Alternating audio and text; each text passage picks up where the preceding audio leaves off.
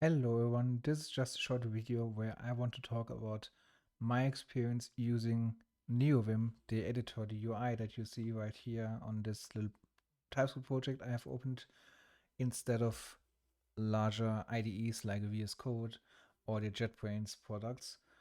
And well, I have to say, it's really, it has a steep learning curve, so it's not very easy to configure at the very beginning, but lately they made some progress in building up some default configurations that you can use out of the box.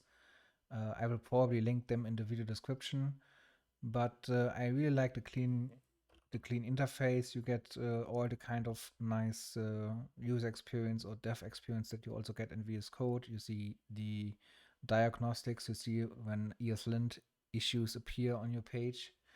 You can go through them. I can basically have auto completion, like when I type API key, and then basically it knows that this is a string, so I get the methods.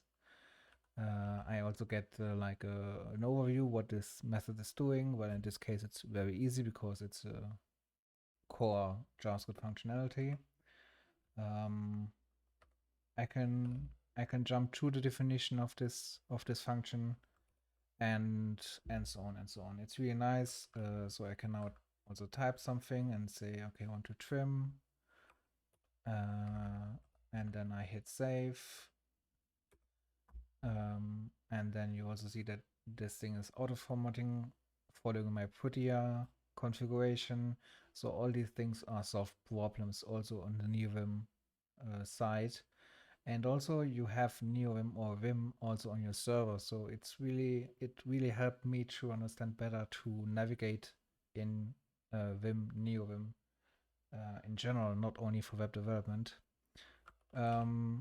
So I use a bunch of different plugins that I will also share in the video description.